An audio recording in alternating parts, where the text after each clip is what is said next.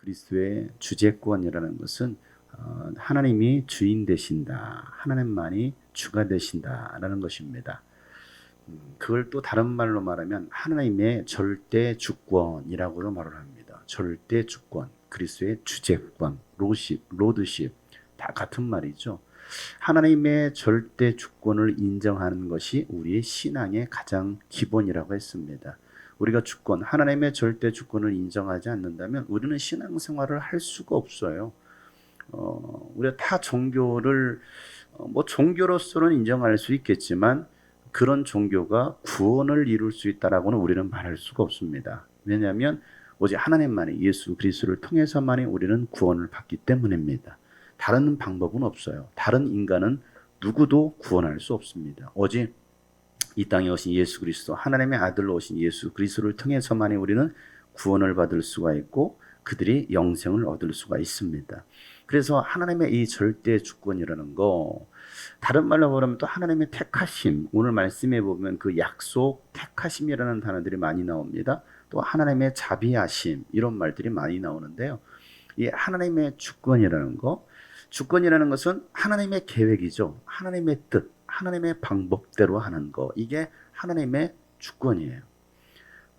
우리가 이 하나님의 주권을 인정하지 않으면 우리는 신앙생활을 바로 할 수 없다라고 말했습니다. 수많은 민족 가운데 하나님께서 아브라함을 택하시고, 물론 인류의 조상은 아담부터 시작하지만 아담부터 시작했던 수많은 종족들이 퍼져나갔잖아요. 노아의 세 아들을 통해서 종족이 퍼져나갔듯이. 그러다가 이 아브라함을 택하시고 아브라함 민족, 아브라함을 통해서 만들어진 그 민족, 이게 히브리 민족이잖아요. 왜 히브리 민족입니까? 히브리어를 쓴다고 해서 히브리 민족이라고 한단 말이에요. 지금은 유대 민족이라고 하잖아요. 그들은 유대인이라고 하니까.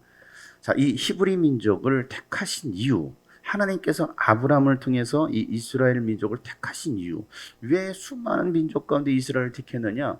왜 우리는 택하지 않았느냐? 그것은 우리가 말할 수가 없다는 것이죠. 왜? 이게 하나님의 절대 주권이다라는 거예요. 하나님의 절대 주권. 다른 말로 말하면 이 중간에도 있었던 것처럼 하나님 우리를 구원하지 않고 저 사람을 구원하시다. 우리는 그거에 대해서 우리는 항변할 수가, 말할 수가 없어요. 왜? 이건 하나님의 절대 주권이기 때문에. 그러니까 이스라엘 민족을 택하신 것도 하나님의 절대 주권이에요. 또 이 절대 주권 가운데 오늘 누구를 얘기하고 있느냐면 이삭을 얘기하고 있습니다. 아브라함을 통해서 나왔던 이삭, 사라를 통해서 낳은 이삭이죠. 하갈을 통해서 누가 나왔습니까? 이스마엘이에요. 그건 하나님의 약속을 따라 낳은 자식이 아니었어요. 아브라함을 통해 낳은 첫째 아들이었지만 그 첫째 아들이었어도 하나님은 그를 택한 게 아니고 사라를 통해서 나게 하신 바로 이삭을 택하셨어요. 왜? 하나님은 이삭과 약속했다라는 거거든요. 이게 약속의 하나님이라는 의미는 바로 그겁니다. 그래서 이스마엘을 택한 것이 아니라 이삭을 택했다. 그래서 지금 이삭의 후손들이 누구입니까? 이스라엘 백성, 유대인들이잖아요. 이스마엘의 후손들이 누굽니까? 지금의 말로 말하면 이라크나 아프가니스탄이나 이런 무슬림권, 이슬람교를 믿고 있는 그들이 바로 이스마엘 족속인 거예요. 그러니까 이스마엘 족속들도 그죠? 이스마엘 족속, 무슬림이라고 하는 이슬람교를 따라 믿고 있는 그들도 그들의 아버지가 아브라함이에요. 이스라엘 사람들도 아버지가 아브라함이에요. 그러니까 같은 아버지지만 아들이 다른 거죠. 내가 이스마엘의 후손이냐, 이삭의 후손이냐. 서로 자기 아버지라고 싸우고 있는 거예요. 자기 아버지라고. 이스라엘 땅을 가지고서도 서로 싸우고 있는 이유가 어디 있느냐? 자기 아버지라 이거죠. 자기 아버지의 땅이라고 생각하니까 서로 싸우고 있어요. 근데 오늘 이 9장 말씀, 로마서 이 9장 말씀은 이 로마서는 이 로마 땅에 있는 하나님을 믿는 사람들, 예수를 믿는 사람들에게 이 편지를 쓰고 있고 그들에게 정말 이 예수 그리스도의 믿음의 확신을 심어주기 위해서 이 편지를 쓰고 있는 거예요. 근데 그들은 누구입니까? 대부분이 이방인들이잖아요. 이방인들이란 말이에요. 왜? 로마에 살고 있는 사람들이기 때문에. 그러니까 바울은 이 이방인들에게 편지를 쓰면서 이 이야기를 하기를, 나는 내 종족을 위해서 내 종족이 구원받는 일을 하면 내가 차라리 저주를 받아 그리스도에 끊어질지라도 달게 받겠다. 왜? 내 동족은 이스라엘 백성이라는 거예요. 이스라엘 백성. 나는 그래서 그들을 정말 구원하기 원한다. 나는 그들을 정말 사랑한다. 그럼에도 불구하고 하나님은 나를 이방인의 사도로 부르셨기에 나는 여러분들에게 지금 이 복음의 편지를 쓰고 있습니다 라는 것이 바로 그 얘기를 하고 있는 거예요.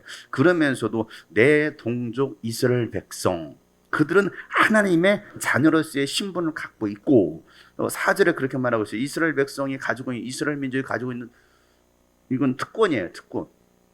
지금 이스라엘 민족이 가지고 있는, 이스라엘 백성이 가지고 있는 특권이 뭐냐? 첫 번째는 하나님의 자녀로서의 신분이 있다는, 하나님의 자녀로서 하나님의 백성이라는 것이죠. 두 번째는 하나님을 모시는 영광을 이 이스라엘 민족이 가지고 있어요. 야훼 하나님을 모시는 영광을 가지고 있죠.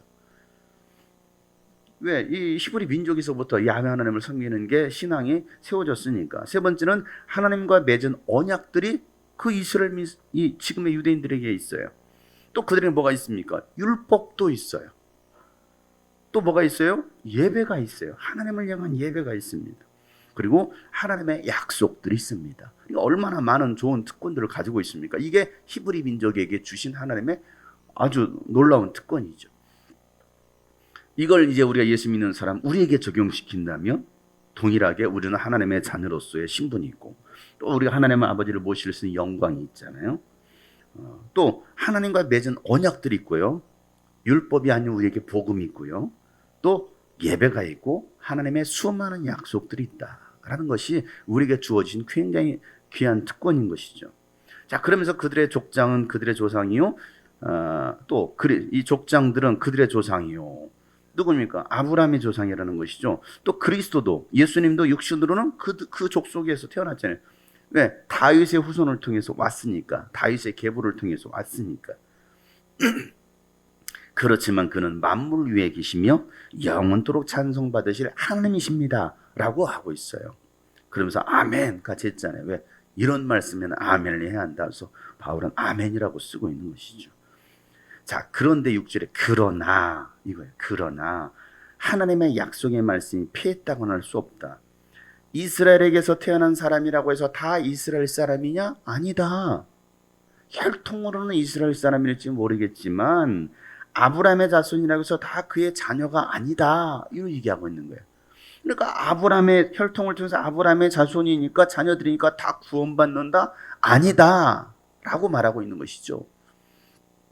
내 부모가 목회자이고 또 내 부모가 교회에서 신앙생활 열심히 하고 있으니까 자식들도 같이 교회를 나가서 당연히 너는 하나님의 나라 천국 들어갈 수 있다? 아니다 라는 것을 얘기하고 있는 거예요. 혈통에서 나는 것이 아니다 라는 걸 얘기하고 있죠. 다만 이삭에게서 태어난 사람만을 너의 자손이라 부르겠다. 아까 이삭, 왜? 이것은 약속을 따라 난 아들이기 때문에 이스마엘이 아니고 이삭이라는 거예요. 이삭. 자, 이것은 육신의 자녀가 하나님의 자녀가 되는 것이 아니라 육신의 자녀라고 해서 저절로 하나님의 자녀 천국에 들어갈 수 있다는 것이 아니고 약속의 자녀가 참 자손으로 여겨지는 것을 뜻한다 이렇게 말하고 있는 것이죠. 그러니까 이삭의 혈통을 통해서 났다고 해서 그가 하나님의 자녀가 아니고 하나님의 약속을 따라 약속을 받은 자녀가 하나님의 자녀다라고 바울은 얘기하고 있어요. 이건 굉장히 중요한, 이 복음에 있어서 굉장히 중요한 내용인 것이죠. 그러니까 여러분 각자가 예수 그리스도를 믿고 하나님의 약속의 말씀을 붙들면 여러분들이 하나님의 자녀가 된다라는 것을 말씀하고 있죠. 자, 그 약속의 말씀을 내년에 내가 다시 나올 때에 사라에게 아들이 있을 것이다 한 것이다. 그러니까 사라가 아들이 없었잖아요. 천사가 와가지고 소돔과 고모라 땅에 가는 길에 소돔과 고모라 땅을 불로 심판하러 가는 길에 이 사라에게 했던 얘기잖아요. 아브라함이 했던 얘기잖아요.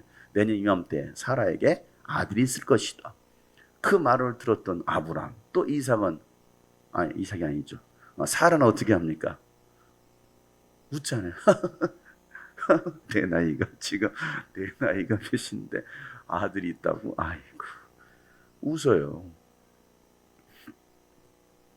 자, 그런데 있지도 않은 애기인데 이삭이 있을 것이 아들이 날 것이다 라고 얘기하는 거예요. 웃었으므로 야, 너가 나를 하나님을 절대 신뢰하지 못해? 자, 아들을 낳으면 너 이삭이라고 치어 라고 하나님의 이름까지 지어주는 거죠. 왜? 네가 웃었잖아. 웃었잖아. 웃음이다.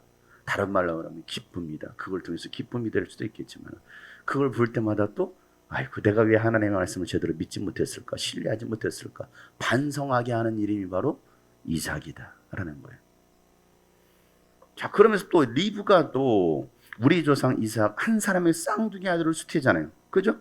이삭의 아들 이삭이 리브가와 결혼해서 리브가가 자식을 낳는데 쌍둥이를 낳는 말이에요. 그런데 11절에 그들이 태어나기도 전에 무슨 선이나 악을 행하기도 전에 택하심이라는 원리를 따라 세우신 하나님의 계획이 살아 있어서 이거예요. 이건 하나님의 이게 절대 주권이잖아요. 하나님의 택하심은요, 하나님의 절대 주권. 하나님의 절대 주권. 시연이와 수연이가 태어났는데 하나님이 누굴 택했느냐? 절대 주권. 시연이는 나야, 내가 첫째니까 라고 할 수 있지만 하나님은 뭔 소리야? 나애야. 니들 둘 싸워? 내가 나애를 택해 라고 하실 수도 있는 거 아니겠습니까? 그러니까 왜 하나님은 내가 아니고 저 사람이야? 우리는 그거에서 우리는 따질 수가 없는 거예요. 따져서도 안 되는 것이고, 이게 하나님의 택하심이라는 원리를 따라 세우신 하나님의 계획이다. 이걸 또 신학 중에서는 한쪽에서는 이걸 칼빈주의다. 하나님의 예정론이라고 말합니다. 하나님께서 택하신, 하나님께서 세우신 그 예정하심. 이 말씀이 비추면 그 말씀도 일리가 있어요. 틀린 말씀은 아니에요. 하나님의 절대 주권 하에 선택하심. 그럼 거기를 이제 구원론까지 갖다 붙여버리면 이건 심각한 문제가 되는 것이죠. 칼빈주의는 이 예정론이라는 것은 바로 그 구원론까지 갖다 놓습니다. 이 사람이 구원받을 사람, 구원받지 못할 사람이야 라고 이미 하나님이 예정하셨다는, 택하셨다는. 시연이는 구원받을 사람으로 택했고 수연이는 구원받을 사람으로 택하셨고 나애는 그래. 이건 사실은 말할 수 없거든요.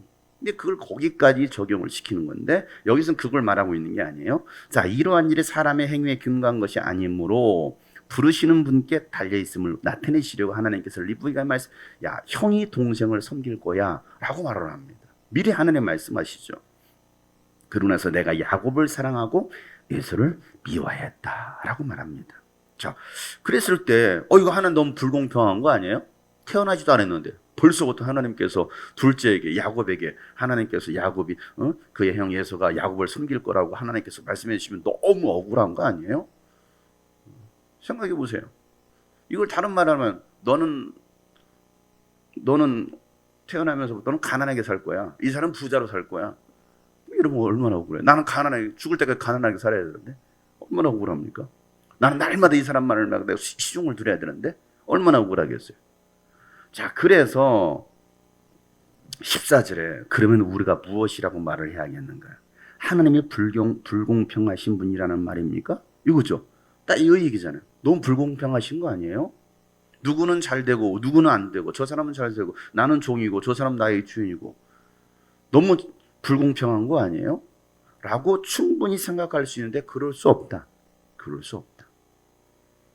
하나님이 모세에게 말씀하시기를 내가 긍휼히 여길 사람을 긍휼히 여기고 또 불쌍히 여길 사람을 하나님은 불쌍히 여기겠다라고 말씀하십니다.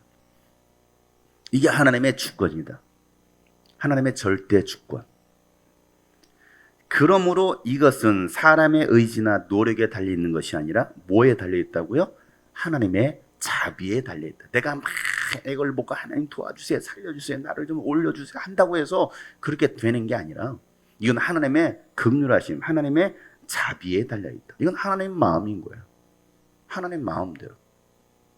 하나님 너무하시네 라고 말할 수도 없어요. 그렇게도 말할 수 없어요.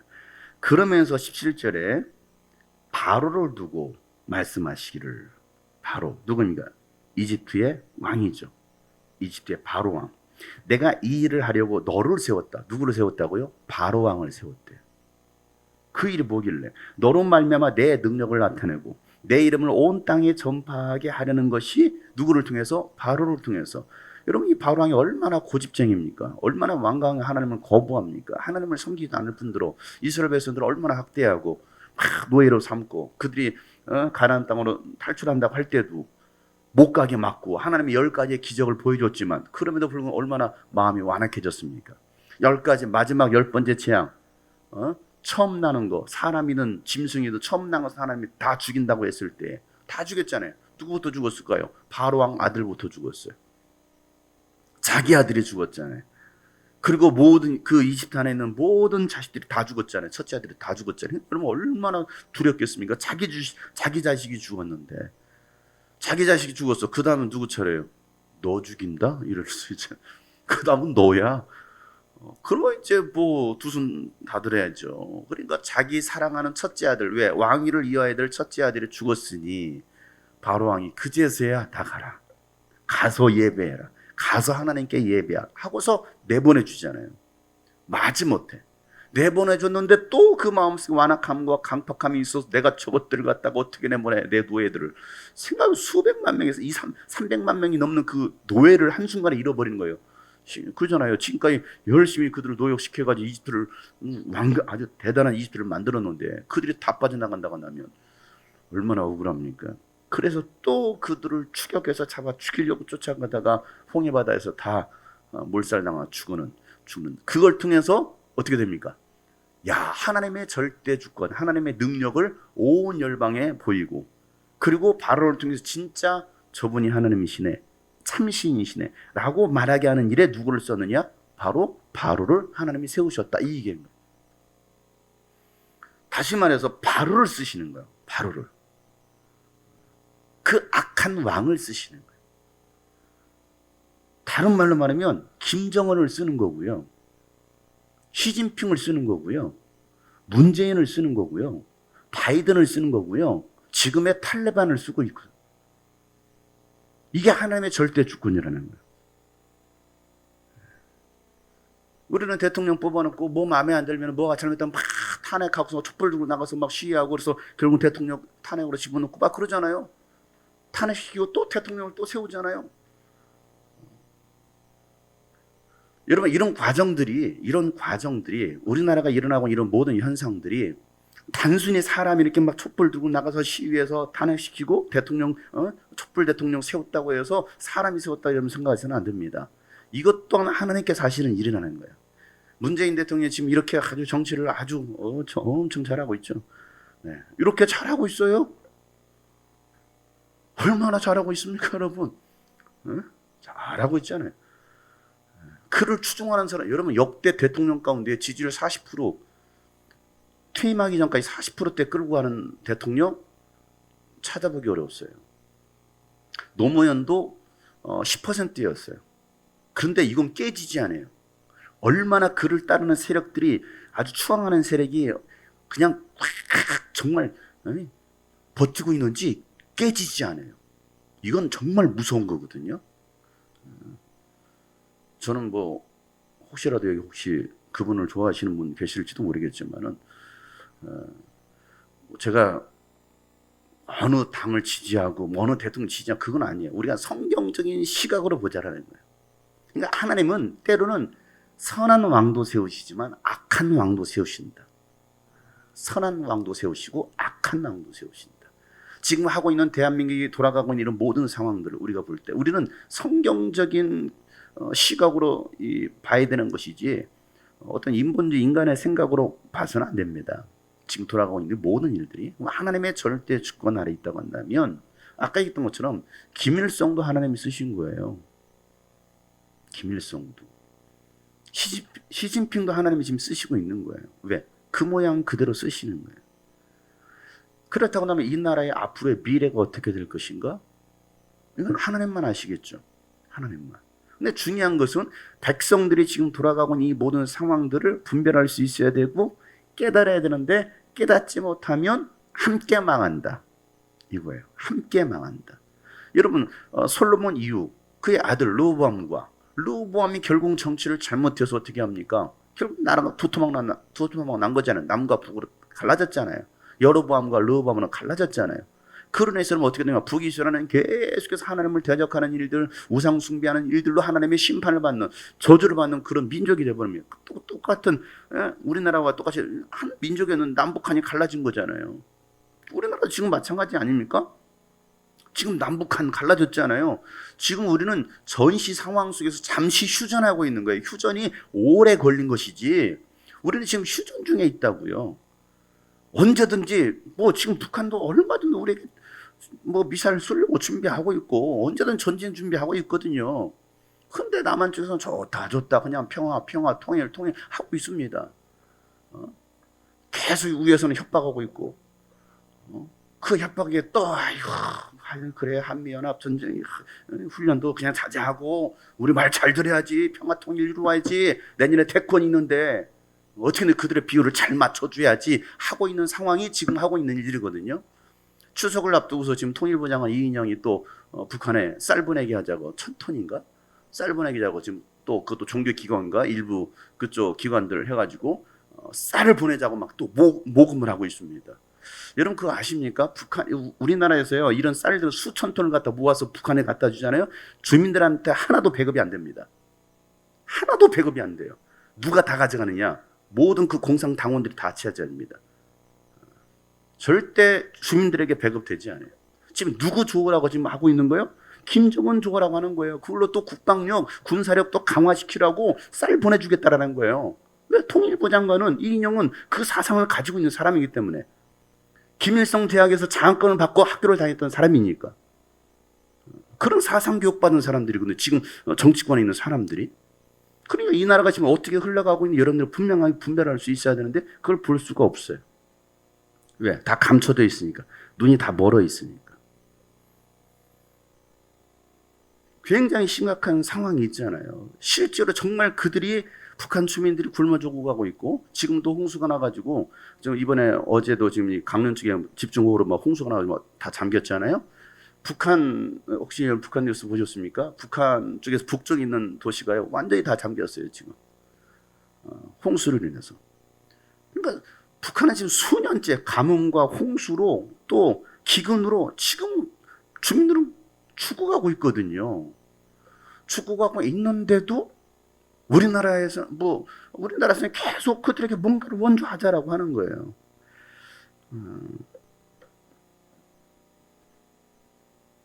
얼마 전에 제가 그 TV를 잠깐 봤는데요. 2주 전에 TV를 잠깐 봤는데 무슨 프로였는지 기억은 잘 안 나는데 그 다큐 형식으로 내보냈던 거였어요.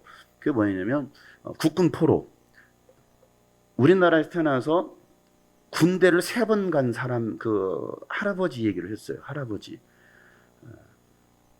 군대를 3번 갔어요. 한 번은 끌려가고 한 번은 자원 입대하고 세 번째는 인민군으로 잡혀가고 시키면은 그 전쟁 6.25 전쟁 때 끌려간 거예요. 그걸 국군 포로라고 하잖아요. 국군 포로로. 그러니까 그렇게 3번씩이나 군 생활을 했는데 세 번째 군대는 쉽게 말하면 인민군으로 포로를 끌려가가지고 국군 포로가 되어서 아오지 탄광으로 가서 거기서 엄청나게 고통을 당하고 어떻게 거기서 탈출하게 된. 그래서 중국으로 탈출해서 막 와서 이제 한국으로 넘어오는 그 과정을 다큐멘터리를 찍었어요. 실제로. 그래서 중국으로 넘어가서 한국 대사관에 전화해서 나 지금 북한에 있는 누구인데 난 한국 사람이고 탈출했다. 나는 국군 포로였다. 도와줄 수 있겠느냐. 그랬더니 대사관에 한다는 소리는 도와줄 수 없어요. 나 한국 사람이다. 그런데 이미 국군 포로로 갔다고 하니까 우리나라에서 사망 신고를 한 거예요. 우리나라에서. 그러니까 호적 자체가 사라졌어. 사망 신고가 돼 있으니까. 그러니까 이 사람에는 뭐 아무것도 없는 거예요. 근데 남한은 그 형제들도 있었고 그 형제 동생이 중국까지 가가지고 그 형을 데려오려고 한국 선교사와 같이 해가지고 중국에 가서 이제 북한을 탈출을 시켰잖아요. 그러니까 중국에서 데려오기만 하면 되는데 한국에서는 한국 대선 우리는 도와줄 수 없다. 짜증내면서 도와줄 수 없다. 이게 한국 대사관이에요.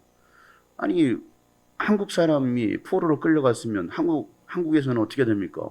그를 데려오려고 막 죽을 힘을 다해서 어떻게 미국처럼 해야 되는 거 아니에요? 근데 우리나라는 그렇지 않아요. 자국민을 보호하는 나라가 아닙니다, 여러분. 얼마나 대한민국의 자국민들이 보호를 해줍니까? 정부가 보호해 줍니까? 기껏 재난지원금 뭐 25만 원씩 준다고. 이번에는 소상공인들 최대 어제 내가 우리 설빙하는 사장님 친구 목사님 만나가지고 얘기하는데 밑에가 투썸이에요. 이번엔 재난지원금 900만 원 받았대요. 최대를 받았다는 거예요. 900만 원. 설비행은 안 받았대요. 아이도 못 받았대요. 안 주면은 자기 11월 달에 소송할 거라고. 900만 원씩 줘요. 900만 원이면 거기가 월세를 뭐 두 번인가 낼 수 있는, 두 번인가, 그러니까 장사 안 해도 되는 그런 돈을 받았어요. 꽁돈이 들어오는 거예요. 그렇다고 장사가 안 되느냐? 그럴 유지가 되거든요. 자, 열심히 돈 뿌리고 있습니다. 지금 정부가 이런 돈 얼마나 잘 뿌립니까? 왜? 내년 대선 앞두고 지금 경기도는 또 아주 이 지사님께서는 또 열심히 전 국민에게, 우리 경기도 전 도민에게 주겠다고 100% 지급하게 또 그렇게 했어요. 정부에서는 88%라고 했는데 뭔 소리냐, 경기도는 다 주겠다. 네, 자신의 표를 위해서. 경기도민의 표가 얼마나 많습니까? 돈 뿌리게 하는 거예요. 돈 뿌리게. 정치가 돈 뿌려서 하는 게, 정치라는 게 돈 뿌려서 사람을 사면 안 되는 거거든요. 근데 사람은 어떻습니까? 돈 주는 사람에게 약한 거예요. 돈 주는 사람에게. 그래서 받아먹었어, 다. 1차, 2차, 3차, 4차까지 다 받아요. 그거로 인해서 이런 지금 우리나라 이 국채가요, 어마어마합니다. 최고예요, 최고. 지금 최고예요. 이걸 어떻게 나라가 감당할 것이냐. 이건 예전 IMF 때보다 더 지금 최악의 상황으로 지금 가고 있거든요. 근데 그것을 우리는 지금 알지 못하고 있고, 또 그거에 그냥 또 하고 있어요. 또 지금 2주 또 연장됐습니다. 4단계 9월 5일까지. 뭐 이런 상황들. 어찌됐건 좀 멀리 가긴 했지만 이런 왕들을 세웠어요. 그러니까 좋은 왕이든 악한 왕이든 하나님께서 하나님의 일을 위해서 세웠다라는 거예요. 바로를 통해서 하나님의 그 위대하심을, 하나님께서 하신 그 능력들을 나타내려고, 하나님의 이름을 온 땅에 전파하게 하려고 내가 바로를 세웠다 라고 말씀하십니다. 자, 그러고 나서 18절에 그러므로 하나님께서는 긍휼히 여기시고자 하는 사람을 긍휼히 여기시고 완악하게 하시고자 하는 사람을 완악하게 하신다는 거예요. 이게 하나님의 주권이다. 이왕에 여러분 우리가 하나님의 긍휼하심을 받기를 소망합니다. 왜? 하나님이 긍휼히 여기시고자 하는 사람은 긍휼히 여기신대요. 또 하나님께서 완악하게 하는 사람은 완악하게 쓰시겠다는 거예요. 그렇게 악하게 하나님 대적하면서 완악하게 쓰시겠다는 거예요. 자, 그랬더니 19절에 그러면 내가 이렇게 말할 것임. 그렇다면 어찌해 하나님께서는 사람을 책망하시는가? 누가 하나님의 뜻을 거역할 수 있다는 말인가? 그대가 무엇이기에 하나님께 감히 말대답을 합니까? 이거죠. 어떻게 우리가 하나님께 말대답하느냐는 거예요. 어찌해 나를 이렇게 만들었습니까? 우리는 말할 수 없다. 말할 수 없어요. 예쁘게 만들었던, 좀 덜 예쁘게 만들었던, 나를 남자로 만들었던, 여자로 만들었던, 우리는 그거에 대해서 말할 수 없어요. 왜 하나님은 나를 이렇게 만들어? 이왕이면 좀 예쁘게 만들어 주시지. 이왕이면 좀 잘생기게 만들어 주시지.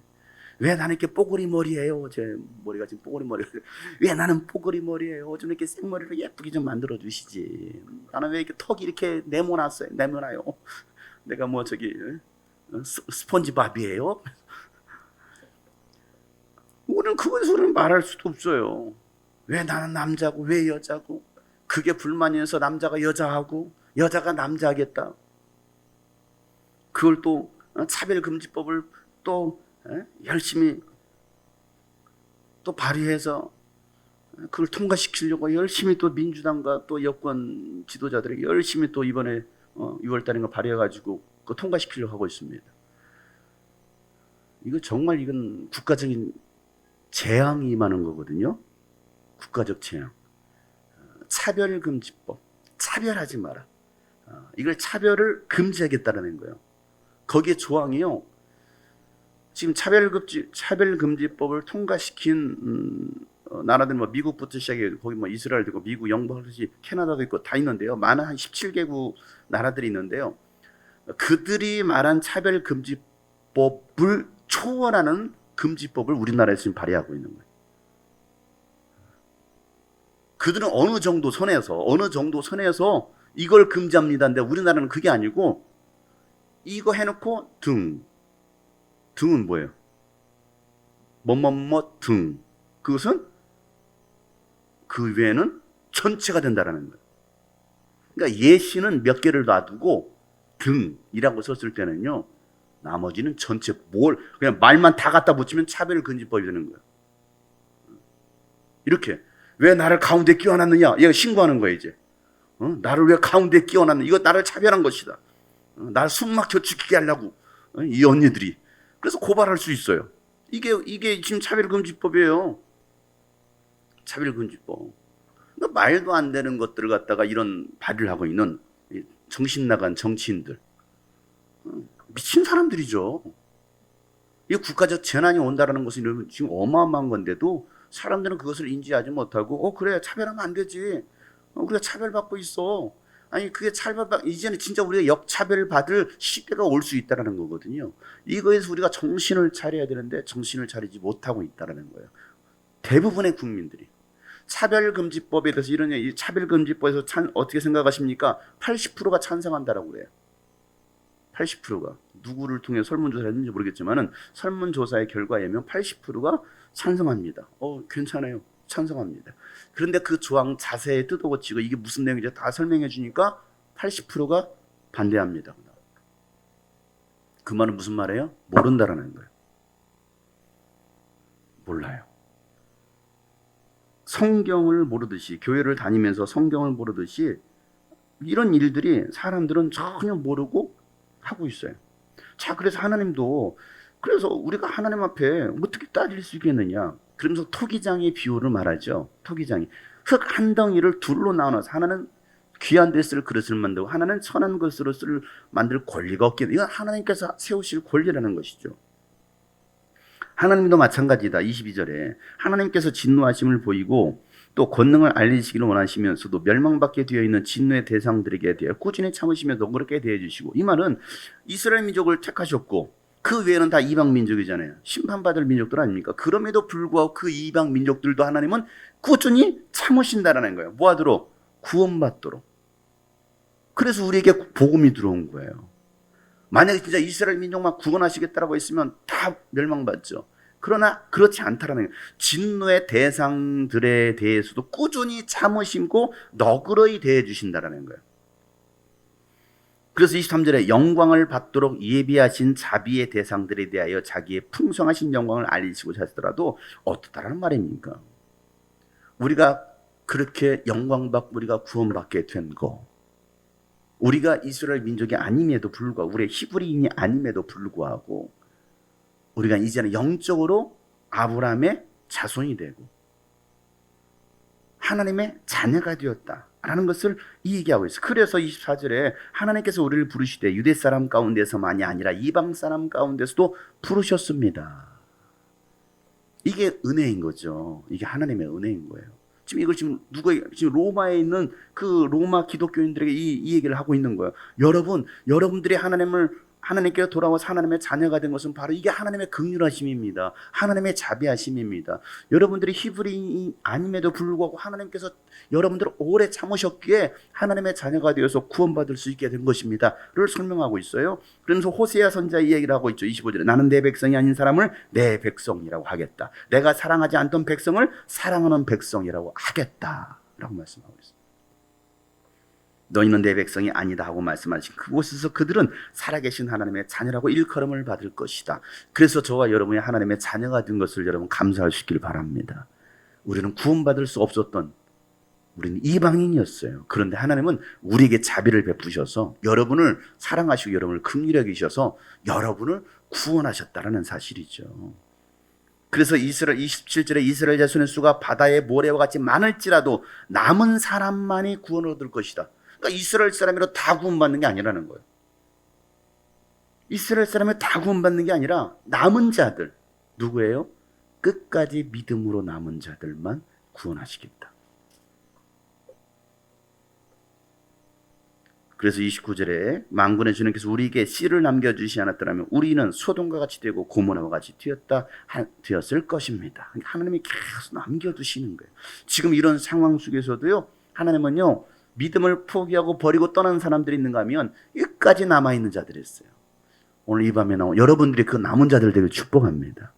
우리는 끝까지 남은 자들, 버티는 자들. 믿음이라는 게 뭐라고 했어요? 버티는 거라고 저는 끝까지 버티는 거예요. 끝까지 버티는. 이게 진짜 남은 자들이에요. 그러면 우리가 무엇이라고 말하겠습니까? 의를 추구하지 않는 이방 사람들이 의를 얻었습니다. 그것은 믿음에서 난 의입니다. 그런데 이스라엘은 의의 율법을 추가했지만 그 율법에 이르지 못해. 그들은 율법을 지킨다고 하지만 율법의 의를 이루지 못하는 거. 하나님의 뜻대로 하지 않는 거예요. 의식만, 행위만 남아버린 것이죠. 어째 그렇게 됐습니까? 그들은 믿음에 근거하여 의에 이르려고 한 것이 아니라 뭐에? 행위에 근거하여. 내가 이렇게 하면 나는 의로워질 수 있어. 내가 율법을 지키면, 안식일을 지키면, 11조를 하면 나는 이렇게 구원받을 수 있어 라고 생각했던 거. 이건 믿음을 한 게 아니에요. 여러분, 교회를 다니면서도 우리가 믿음을 하지 않고 내가 11조 하고 내가 뭐 주일 성수했어, 그게 아니라는 거예요. 11조를 하더라도 믿음으로 11조를 하는 것이고, 주일 성수를 하더라도 믿음으로 주일 성수하는 것이고, 오늘 우리가 예배 자리에 나왔어도 믿음으로 주님 앞에 나와서 하는 것이지, 금요일이니까 그렇게 나와서 오늘따라 이게 또 민결이와 나이가 어떻게 왔어? 엄마가 쫓아버렸어? 어떻게 왔어? 자발적으로 온 거야? 끌려온 거야? 잡혀왔네. 자발적이지 않네. 딱 표정 보니까, 바로 답변 못하는 거 보니까 포로가 돼서 왔다 이제 이렇게 잡혀왔네. 그건 행위에 근거한 거야. 믿음으로 하는 것이 아니고. 지금 그 얘기를 하고 있는 거야. 내가 끌려왔느냐? 자발적으로 왔느냐? 수연이, 시연이는 늘 끌려와. 엄마에 의해서. 자발적이지가 않아. 표정을 보면 알아. 이것도 시켰지, 엄마가 이렇게 하라고. 어? 자발적으로 온 거 맞아? 확실해? 아닌 것 같은데. 우리 신앙이라는 것은 행위에 근거한 것이 아니고 믿음에 근거한 것이다 라는 것을 오늘 지금 바울은 얘기하고 있죠. 그들은 걸림돌에 걸려 넘어진 것입니다. 뭐에? 나는 율법의 행위를 통해서 나는 구원받을 수 있고 의로워질 수 있다라고 생각했던 그게 결국은 걸림돌이 되어버린 거예요. 그래서 부하라, 내가 시온에 부딪히는 돌과 걸려 넘어지게 하는 바위를 둔다. 그것은 그를 믿는 사람은 부끄러움을 당하지 않을 것이다 라고 말씀하고 있어요. 걸려 넘어지게 하는 바위를 둔대요. 걸려 넘어지게 하는. 그러니까 하나님의 말씀에 걸려 넘어지는 거예요. 결국에는 하나님의 말씀 때문에. 그래서 오늘 이 말씀을 통해서 우리가 정말 깨달아야 될 것은 하나님의 절대 주권이 무엇이냐. 오늘 제가 이 얘기를, 오늘 이 말씀을 나누게 된 배경은요, 이번 주에 있었던 가장 큰 이슈가 뭔가요, 여러분? 혹시? 예? 예? 아, 수박 더 난다는 거. 그건 오늘 있었던 최악의 사건이었죠. 최악의 사건. 아, 제가 어제 밤 한 11시에 퇴근할 때도 이렇게 보고 갔거든요. 인사하고 갔거든요. 근데 그 전날에는, 그날 오전에, 낮에 어떤 할아버지가 그 담배 피우고 앉아 있더라고. 이렇게 할아버지가 열심히 이렇게 보고 있는 거야. 앉아가지고 담배 피우면서. 그거 보고 있나 보다 하고, 제가 저녁 어제 11시에 퇴근할 때만은 봐도 이렇게 보고 갔거든요. 아침에 제가 오늘 9시에 딱 나왔더니 사라진 거예요. 그랬더니 마음이, 수박 덩어리가 사라졌어요. 이 안에. 참 제가 예지중지 하면서 막 그렇게 매일 물 줘가면서, 말로 비틀어지면 물 줘가면서 막 했는데, 물론 이 주변 주민들이 전부 다 농장지기가 되냐 막 항상 수시로 왔다 갔다 하더니만은 결국은 도난당했어요. 서리당했어. 저는 좀 제가 톡톡 쳐보기도 했어요. 이건 아니겠나. 네, 그러기는 너무 작잖아 이게. 적어서 조금만, 며칠만, 한 일주일만 더 놔둘까? 아니면 딸까? 하다가, 어제도 딸까? 하다가 조금만, 며칠만 더 놔두자. 어차피 지금 이제 가을이라 익지도 않아요. 그 옆에 조금만 보세요. 크지도 않잖아요. 그대로 있잖아요. 이제 더 이상 안 크거든요. 그래서 이제 한 며칠만 더 놔두면 그래도 좀 속은 익을 수 있겠다 싶어서 그냥 사실은 기다리고 있었던 건데, 오늘 누가 아주 그냥 따갔어요. CCTV 다 찍혀 있는데. 자, 그게 아무튼 오늘 있었던 최고의 사건이었었고, 이번 주에 있었던 이슈가 되었던 사건이 뭡니까? 네? 네. 탈레반. 아프가니스탄에 있었던 탈레반이 그 아프가니스탄을 점령한 일이죠. 탈레반이 뜻이 있어요. 탈레반이라는 것은 학생들이라는 뜻이에요. 학생들. 이슬람 극단주의자들로 구성된 이 탈레반이라는 지금의 그 탈레반이라는 그 조직은요, 아프가니스탄의 그 남부에 있었던 파슈툰족 출신들이 극단주의 무슬림이죠. 극단주의 이슬람주의자들이 모여가지고 그 세력을 만들었어요. 조직 세력을 만들고 테러 조직을 만들고. 그러니까 지금의 어떤 무슬림보다도 더 극단주의자들이에요. 무슬림들은 어떻습니까? 뭐야 이거? 갑자기 생각이 안 나네. 뭐라고 하죠? 여자들 쓰는 거. 히잡이라고 하죠. 히잡을 이렇게 씁니다. 머리카락을 가리는 거거든요. 이 머리카락이 남자들을 유혹할 수 있다라고 하기 때문에 그래서 머리카락을 다 감추는 거예요. 근데 이들은 탈레반들은 머리카락만 감출 게 아니고 온몸을 다 감춰야 된다. 그래서 눈까지 다 가립니다. 눈까지 싹 가려요. 까맣게 가립니다. 그리고 여기는 이제 이런 구멍 뚫린 천 같은 거 눈만 이렇게 비치는 거예요. 눈 피부까지도 보이지 않게 하는 거예요. 이걸 보이는 순간 다 죽여요. 그래서 이번에 탈레반이 이제 그 수도를 점령하면서 이번에는 여성 인권들에 대해서 우리가 관대하겠다라고 해놓고서 그 다음날 바로 눈을 가리지 않고 히잡만 쓰고 갔던 여인을 총으로 쏴 죽였어요. 그게 이틀 전에 그 뉴스에 계속 보도가 되고 있죠. 그들이 말로는 그렇게 여성 인권을 갖다 보호하겠다라고 하더니 하루 만에 번복하고 사람들을 죽이고 있다라는 이야기입니다.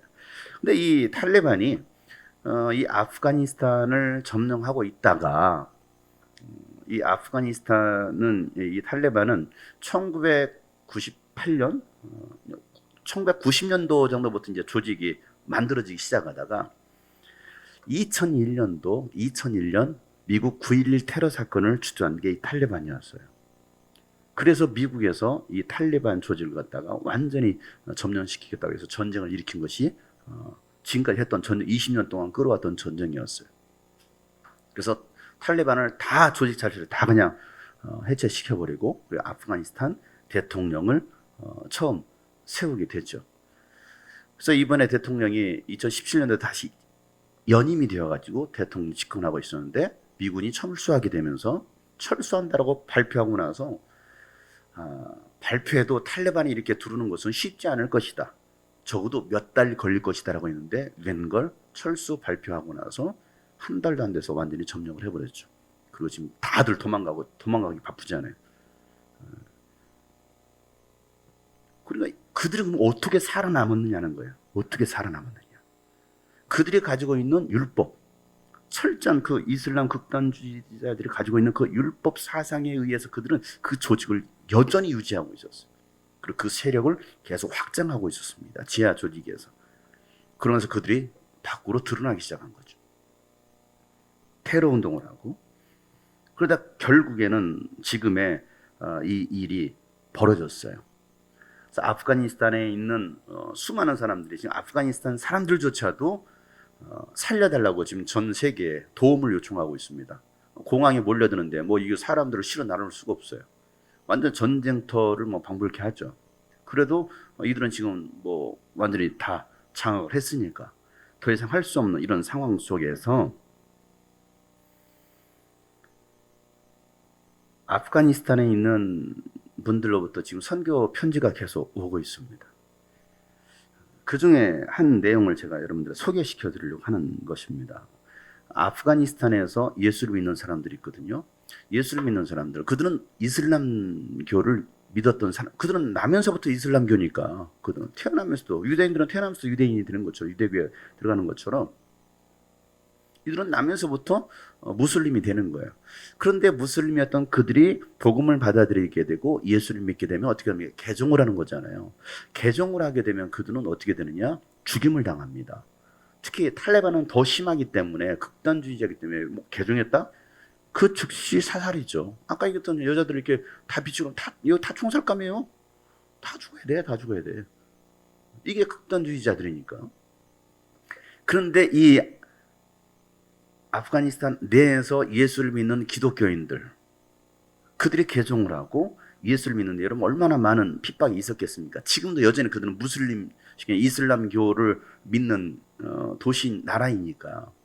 그런데도 그 안에서 예수를 믿는 신앙 공동체들이 세워졌어요.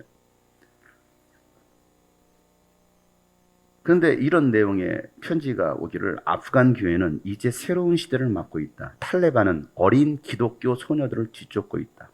탈레반이 조금 전 한 교회 지도자의 집을 습격해서 성경과 서적을 압수했다고 한다. 왜 기독교 소녀들을 뒤쫓겠습니까? 기독교 소녀들을 뒤쫓는 이유는 죽이는 거예요. 그냥 죽이거나 성노예로 삼는 거예요. 성적 노예로 삼으려고 기독교 소녀들을 뒤쫓고 있다는 거예요.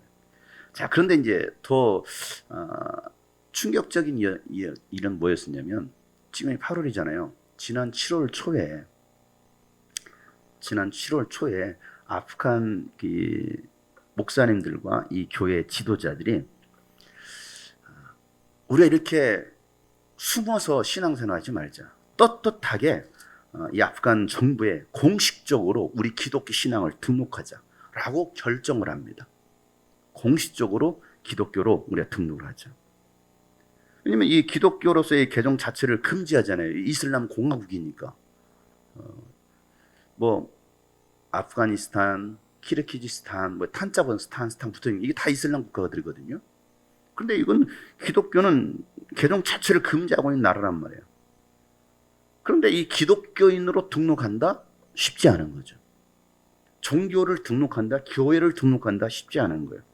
그래서 많은 사람들이 반대했음에도 불구하고 이 아프가니스탄 이 교회 지도자들이 안 된다. 우리 미래 세대를, 다음 세대들을 위해서라도 예수 그리스도는 참된 믿음을 그들이 법적으로 선언할 수 있도록 우리가 도와줘야 된다.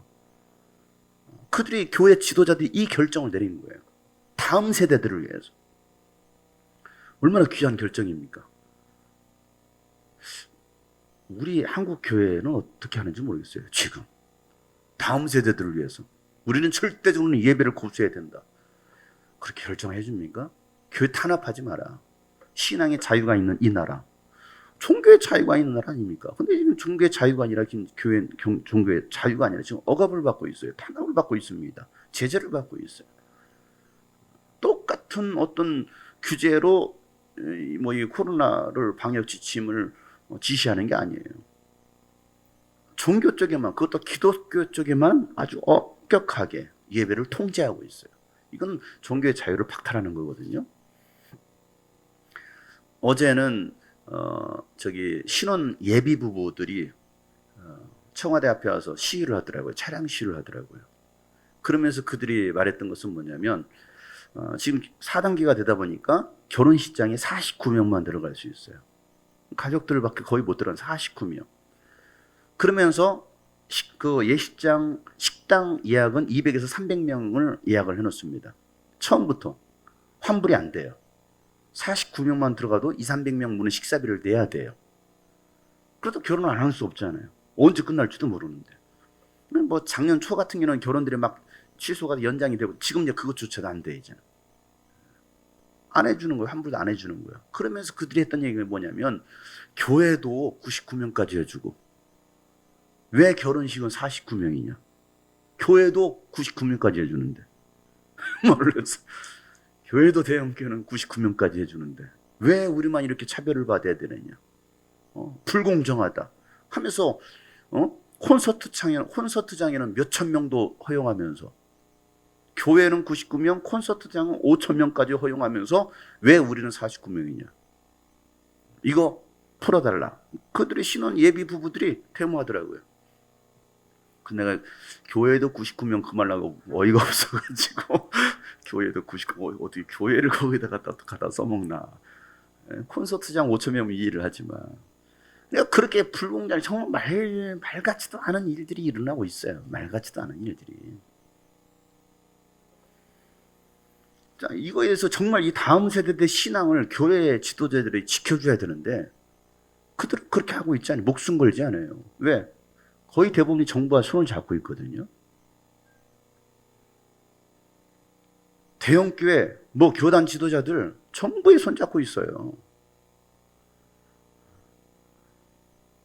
그러니까 사실은 큰 소리를 내지 못하는 겁니다. 국민들을 사랑한다. 국민들을 사랑해서 우리의 이웃을 사랑하기 위해서 우리가 예배를 문 닫겠습니다. 정신 나간 사람들이죠.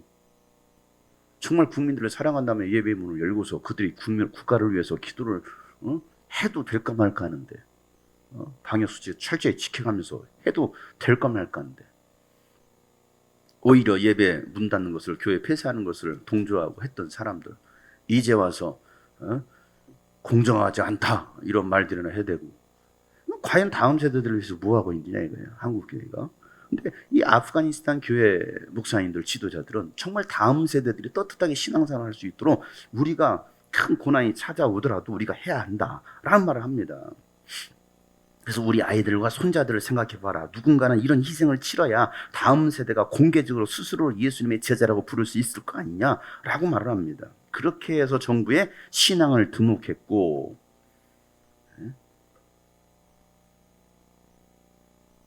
외부에서 바라보는 그들 하나님이 그들을 지켜주셔서 제발 다음날 아침에 바로 체포되어서 감옥에 갇힌 일이 생기지 않도록 해달라고 기도를 했는데 등록을 하고 그 다음날 체포가 되지 않았어요. 그런데 문제는 뭐냐면 정식 등록하고 바로 체포가 될 줄 알았는데 그들이 정말 간절히 기도했는데 체포가 되지 않았잖아요. 지난 주말에 아프가니스탄 그리고 영국 교회 수련회가 열렸답니다. 수련회 첫째 날 밤에 아프가니스탄의 한 목사님이 탈레반으로부터 편지를 받았대요. 그 수련회에서 얘기하는 거예요. 편지를 받기를 뭐라고 받았느냐? 우리는 내가 누구인지 알고 있다. 네가 지금 무슨 일을 하고 있는지도 알고 있다. 그리고 너를 어디서 찾을 수 있는지도 알고 있다. 여러분 행동을 다 보고 있다는 거. 그 말은 무슨 말입니까? 언제든 죽일 수 있다라는 거. 다 지켜보고 이걸 편지를 보내온 거야. 그 편지를 받은 거야. 받고 수련해 온 거야. 오늘 여러분이 왔는데 편지를 받은 거야. 안기부에서 지금 안기부가 아닌가? 편지를 받는 거야. 다 지켜보고 있다. 정승철. 교회 자주 안 가다. 왜 지금 주일부터 갑자기 교회를 나가기 시작하냐? 왜 수일? 오늘 편지 집에 가면은 꽂혀 있을 거예요. 조심하세요. 큰일 났네. 큰일 났어 이제. 아이고야. 큰일 났네. 무섭죠. 그죠? 다 감시하고 있는데. 감시하고 있는데. 자, 이 편지를 받았고요. 그래서 토요일까지만 해도 그 탈레반은 이 편지를 받은 그 목사님의 집 앞에 있었대요. 그런데 그 사람이 어느 순간 사라졌대요. 우리 정승철님께 편지를 주고 사라졌어요. 수련회 하고 있는데도 사라졌어요. 그러면서 하나님을 찬양합니다. 라고 얘기하는 것이죠. 또 3일 전에 탈레반에게 마을을 빼앗겼던 신실한 성도님이 눈물을 흘리면서 얘기했던 탈레반이 그 마을을 점령한 거예요. 마을을 다 빼앗겨버린 것입니다. 자, 그런데 이 신실한 이 형제의 14살 딸은 아버지로부터 강제로 떨어져 나와서 탈레반이 데려가는 거예요. 쉽게 말해 납치해가는 거예요. 그리고 결혼이라고 부르는 결혼식을 위해서 결혼을 위해서 14살 아이를 여기 14살 누구야? 수연인가? 수연이를 데려가는 거예요. 탈레반이 수연이를 데려가는 거예요. 오세천에서 뛰어가가지고 왜? 결혼시키겠다라는 거. 이것은 뭐냐면 여자라면 반드시 수행해야 하는 의무적인 이슬람 특권과 책임이라는 이슬람 특권과 책임이래요. 여자라는 이유로. 그게 뭐냐면 성노예로 끌려가는 거예요. 탈레반에서. 누구를? 예수 믿는 아이를. 여자아이를. 지금 그 얘기를 수련회 와서 그 목사님이 얘기하는 거예요. 자, 그리고 지난 토요일 들어서 탈레반이 이미 카불 거리를 걷고 있고, 그 도시 중심이죠. 카불 거리를 걷고 있다는 소식이 전해지자 우리는 아프간 친구들과 함께 울고 기도하면서 더 안전한 곳으로 떠나기를 바라는 현지에 있는 가족들에게 전화를 걸면서 힘든 시간을 보냈는데 아무도 떠날 수 없었다. 왜? 도로와 비행기는 이미 다 폐쇄되었기 때문에 떠날 수가 없었어요. 오죽했으면 아프가니스탄 대통령이 탈출하면서 도망가면서 차 대대로 비행기까지 헬기까지 동원해가지고 거기다 수많은 돈다발을 싣고서 도망갔겠습니까? 돈다발을 싣고 도망가요. 근데 여자 교육부 장관이던 그는 끝까지 남아가지고 그 자리를 지켰어요.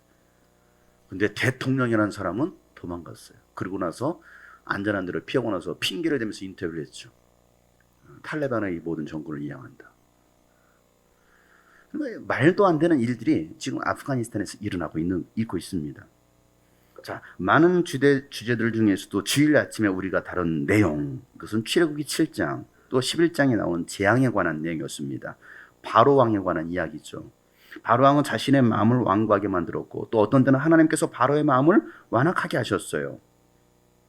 아까 우리 본문에 나왔던 그런 내용이기도 합니다. 자, 그래서 이 아프가니스탄 이 복음 전도자가 이 말씀에 대해서 하나님의 에레미야 27장 6절 또 에레미야 43장 10절에서 세상에서 가장 사악했던 이 느부갓네살 왕을 뭐라고 말하고 있느냐? 나의 종이다 라고 말하고 있어요. 하나님이 이 느부갓네살 왕 악한 왕이었거든요. 바벨론 포로로 끌려갔잖아요. 그러니까 바벨론 왕인 이 느부갓네살 왕을 나의 종이다 라고 말씀하시는 거예요. 나의 종이다. 그러면서 이 아프가니스탄 목사님이 하시는 얘기가 뭐냐면 하나님은 지금 가장 확실하게 탈레반을 나의 종이라고 부르고 계십니다. 이게 지금 아프가니스탄 목사님이 하시는 얘기인 거예요. 하나님은 지금 탈레반을 나의 종으로 쓰고 있습니다. 출애굽기 33장 19절 말씀 보면 나는 은혜 베풀 자에게 은혜를 베풀고 긍휼을 베풀 자에게 긍휼을 베푸느니라. 오늘 로마서 9장에도 나왔던 이 말씀이죠. 나는 우리 모두가 가지고 있는 바로 그 질문을 던졌다. 우리는 하나님의 주권자이심을 알고 믿습니다. 그렇죠? 우리는 하나님의 모든 면에서 완전하신 분이라는 것을 믿습니다. 그렇죠? 그리고 하나님은 결코 죄를 짓지 않습니다. 그러나 지금 악이 아프가니스탄의 형제 자매들을 둘러싸고 있습니다. 악이 그 도시와 국가를 정복하고 있습니다. 지금 현재 그렇지 않아요. 아프가니스탄이. 지난번 우리가 미얀마를 놓고 우리가 함께 기도하고 중보하면서 4월달 5월달에도 미얀마도 마찬가지 아닙니까? 그런데 지금 아프가니스탄은 이런 일이 갑작스럽게 이런 일이 벌어진 거예요. 그러면서 그 도시에 있는 지금 그리스도인들, 목사님들은 그 고백을 하고 있는 거예요. 하나님은 지금 탈레반을 하나님의 종으로 쓰고 계시고 지금 이 도시는 악의 도시가 되었습니다. 그러면서 이 로마서 9장 말씀을 펴고서 읽는 거예요. 선하시고 자비로우신 하나님의 지혜를 의심하는 우리의 어떤 오만과 또 하나는 분명히 토기장이시고 우리는 진익에 불과한데 이사야서 8장에 있는 말씀, 28장에 있는 말씀, 또 기초석으로 세우셨고 거칠게 하는 그 돌의 의미들을 그들이 묵상합니다. 그러면서 이제 로마서 10장에 있는 말씀이 계속 이어지는 건데요. 그러면서 이 로마서 10장에 나온 우리는 이 탈레반이라는 폭풍우를 뚫어낼 수 있는 유일한 초석인 예수님이라는 믿음 위에서 굳건하게 서야 됩니다. 라고 결단하고 있어요. 그런 상황 속에서도 우리는 끝까지 예수 그리스도를 붙들지 않는 거예요. 우리가 고난을 어떻게 이길 것인가? 지금의 우리나라의 상황, 여러분 만만치 않습니다. 쉽지 않아요. 지금 정부가 지금 끌어가고 있는, 내년쯤 대선까지 끌어가고 있는 이 모든 상황들, 정치적인 상황들, 정말 위험한 수위까지 와 있는데도 우리는 전혀 인지하지 못하고 있어요. 전혀 인지하지 못합니다. 그러니까 돈을 뿌리니까 좋대요. 돈을 뿌리니까.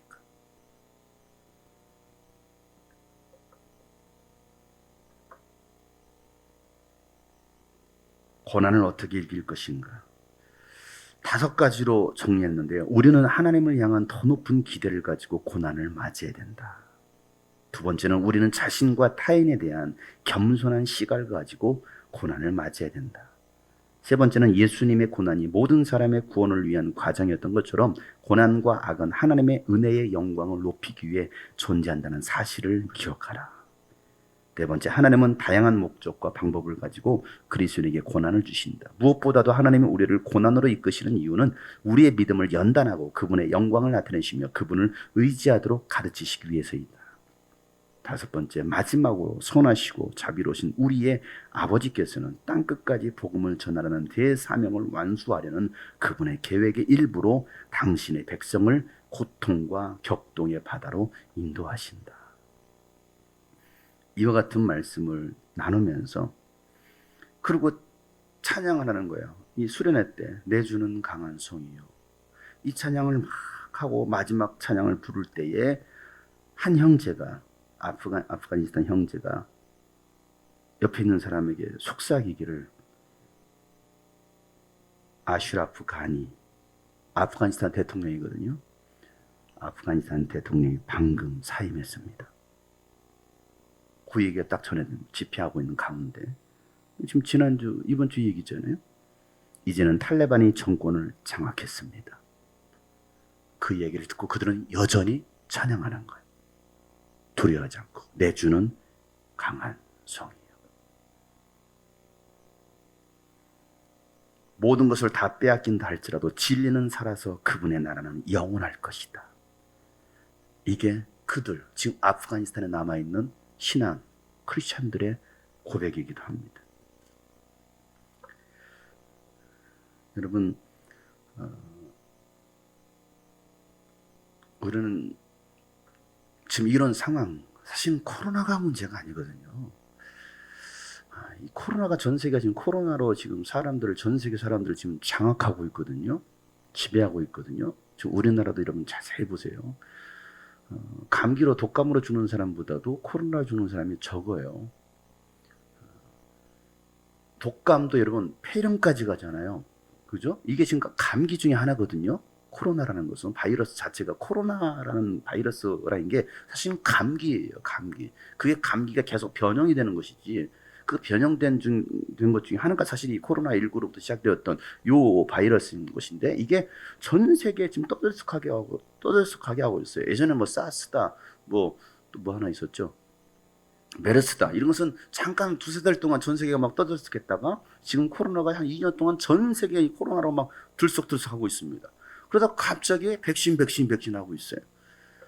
초창기만 나와도 이 백신 누가 개발하겠어. 이거 어차피 뭐 개발해도 쓰지도 않아. 막 초창기 때는 그랬어요. 왜? 1년 넘도록 백신 개발해도 그 다음에 이게 분명히 변이가 되거나 하니까 안 쓴다고 했었거든요.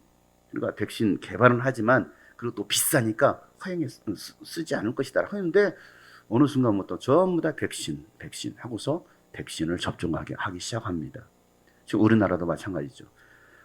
백신이라는 건 사실은 자유접종인데 선택인데 지금이 말은 자유라고 하고 있지만 거의 반강제로 지금 진행하고 있습니다. 왜? 백신을 맞지 않으면 오늘도 정부가 그렇게 발표를 했습니다. 2주간 지금 진행을 하고 있는 2주간 더 연장하는 9월 5일까지 연장하는데 단 백신을 맞은 사람에 한해서는 저녁에 2명 모이는 거, 저녁에 2명 모이는 거에 2명까지 더 포함을 시킬 수 있다. 4명 모일 수 있다. 숫자에서 제하겠다라는 거거든요. 4명까지 허용하겠다. 이게 뭡니까? 혜택이거든요. 백신의 혜택이에요. 백신 맞은 인증. 핸드폰에 다 찍히잖아요. 뭐 저는 안 받아서 모르겠는데요. 핸드폰에 다 찍힙니다. 나 백신 맞았다, 안 맞았다. 자, 이거 하면은 통과해요. 예배 인원도 뭐 조만간에 예배 인도 거기서 제한할지도 모르겠습니다. 혜택이잖아요. 혜택이 주어지는 거 이러면 편하지 않아요. 이거 하면 더 자유롭잖아요. 그러니까 사람들은 백신 맞으면 혜택이 주어져. 좋아. 하니까 모두가 백신을 맞게 됩니다. 모두가 백신을 맞게 되겠죠. 오히려 백신을 맞지 않는 사람들은 통제하기 시작합니다. 들어갈 수 없게 되는 상황들이 지금 벌어지고 있어요. 학생들도 백신 오늘도 침신돼서 연락이 왔다고 그래요. 백신 맞았느냐 안 맞느냐 그거 지금 조사를 하고 있대요. 지금 2학기 때부터 뭐 백신 맞은 사람은 수업 듣고 안 듣고 이거 거기까지는 결정은 아니더라도 지금 그걸 조사하고 있다라는 거예요. 내년쯤 되면 내년 새학기가 될 때는 백신 맞은 사람은 학교를 등록할 수가 있고 백신 맞지 않은 사람은 수강을 할 수 없습니다라고 나올지도 모르겠습니다. 왜? 이미 미국에서는 그렇게 하고 있기 때문에 그래요. 미국에서는. 그래서 학생들이 소송을 했습니다. 학교를 향하여서. 왜? 미국이든 유럽이든 한 20-30%는 백신을 거부하고 있거든요.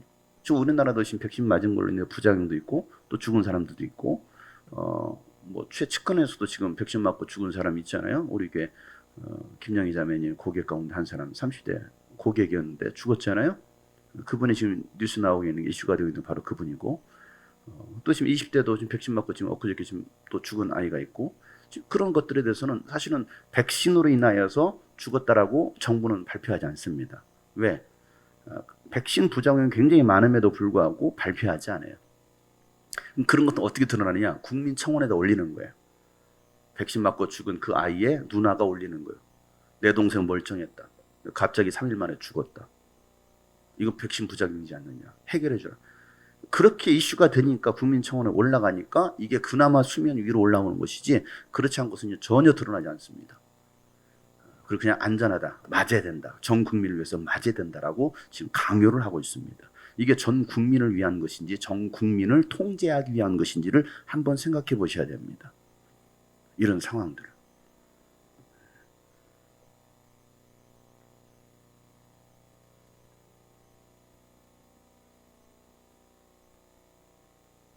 근데 이 우리나라 이런 상황들, 또 전 세계 돌아가는 이런 상황들, 아프가니스탄이 세계 기독교 박해 50개국 중에 세계 기독교 박해 50개국, 전 세계 50개국이 기독교 박해받는 나라거든요. 50개국 리스트 중에 아프가니스탄이 몇 위를 차지한지 아십니까? 2위를 차지했어요. 가장 1위는 어딜까요? 네? 북한이에요. 요지부동 MVP예요. 수년째 1위는 북한입니다. 아프가니스탄도 엊그제 파라과이 얘기 들었죠. 파라과이. 그렇게 가난한 나라가 파라과이라고 하는데도 북한은 오죽하겠느냐고. 아니 아프가니스탄이 그와 같이 박해국가 2위예요. 그런데 그 박해국가 2위가 이번에 탈레반이 장악을 했으니 어떻게 되겠느냐고요. 물론 북한을 따라잡지는 못할 거예요. 그 안에서 신앙생활하는 사람들, 정말 고통 가운데서도 그들은 신앙생활할 것이죠.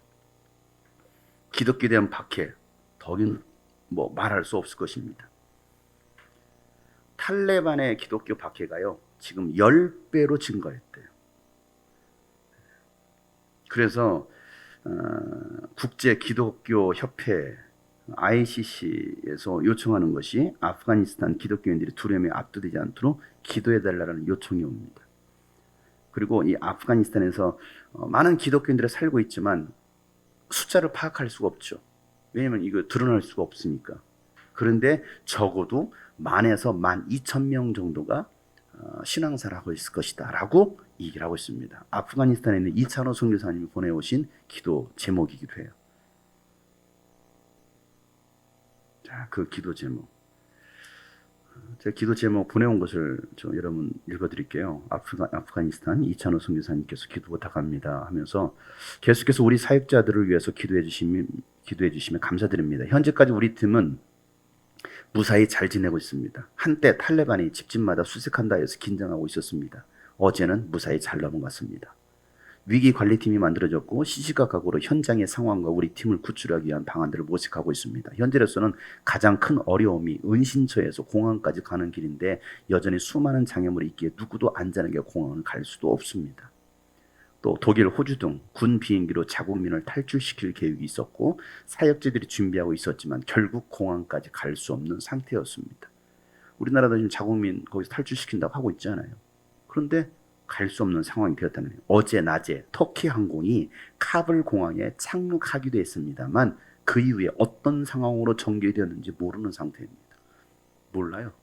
어떻게 됐는지도. 아침 뉴스에 다시 공항이 열린다는 소식이 있었지만 현지 상황의 소식은 없는 상태입니다. 그래서 기도해 주세요. 사역자들이 영적으로, 정신적으로, 감정적으로 든든히 이 시간을 잘 이겨낼 수 있도록, 특히 현지 팀을 이끌고 있는 지도자들을 위해서 그들이 이 무거운 짐을 잘 견뎌내도록, 또 본국에 있는 가족들이 어렵고 힘든 고통스러운 상황이지만 또한 잘 견뎌낼 수 있도록 속히 모든 사역자들이 무사히 본국으로 돌아갈 수 있도록 아프간 현지의 믿음의 사람들을 보호해 주시도록 소방국가들의 자국민 철수 계획이 잘 성사될 수 있도록 아프가니스탄 현지인들이 겪고 있는 공포와 절망 속에서 하나님의 선하심을 발견하게 되도록 속히 탈레반이 국제사회의 요구를 경청하여 평화적으로 도시를 안정화할 수 있도록 이게 현지에 있는 이찬호 선교사님 보내오신 기도 제목이기도 합니다. 그래서 오늘은 제가 성경 통독을 하지 않고 이 말씀과 함께 이걸 나누는 것은 우리가 한번 아프가니스탄을 위해서도 기도하자라는 것입니다. 우리는 우리나라도 사실은 여러모로 경제적으로든 정치적으로든 종교적으로든 정말 위기 가운데 있습니다. 정말 우리 나라를 위해서도 기도해야 되고요. 또 특별히 내년 대선을 위해서도 정말 우리는 정신을 차리고 기도를 해야 됩니다. 견제해야 될 거대 여당을 견제해야 될 야당은 헛짓거리를 하고 있고 아주 참 그래요. 다들 그렇게 공부한 사람들이 다들 돌대가리인가 봐요.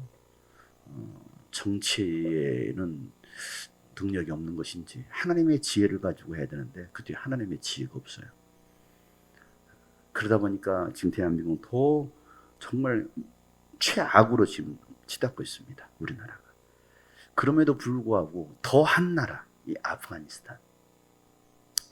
그래서 여러분 이 아프간에서도 여전히 정말 신앙으로 지키려고 하는 믿음의 공동체가 있다는 여러분 함께 이 아프가니스탄을 위해서 기도하는 시간이 되었으면 좋겠다라는 생각을 합니다.